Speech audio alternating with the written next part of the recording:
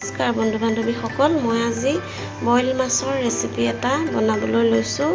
তাৰ কাৰণে ব্যৱহাৰ কৰিছোঁ খুন্দি লোৱা আদা নহৰু, দুটা বিলাহী কাটি লৈছোঁ, এটা পিঁয়াজ কাটি লৈছোঁ, কেইখিলামান মান ধনিয়াৰ পাত আৰু কেঁচা জলকীয়া দুটা আৰু পকা জলকীয়া দুটা আৰু মাছ 3 পিচ।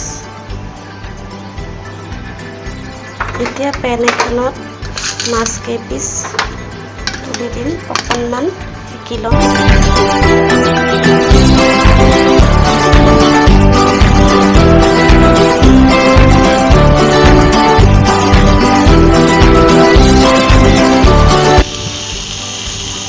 অকণমান নিমখ দি দিছোঁ যাতে মাছ কেইপিচৰ ভিতৰলৈকে নিমখটো সোমাই যায়।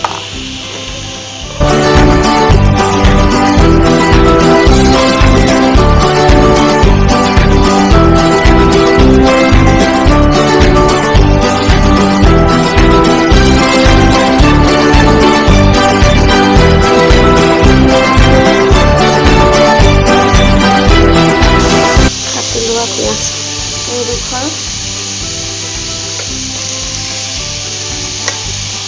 আৰু খুন্দি লোৱা আদা নহৰু অলপ শেষত দিবলৈ কাৰণে থৈ দিছোঁ আৰু জলকীয়া। এতিয়া অলপ গৰম পানী এড কৰিব।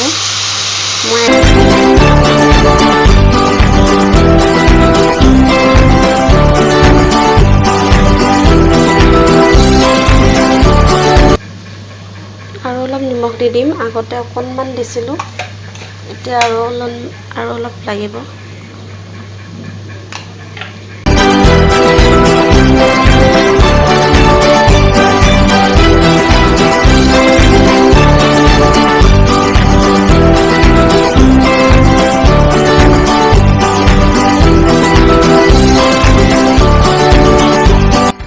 ডাঙৰ চামুচেৰে এচামুচ লেম্বু চুপ দিলোঁ।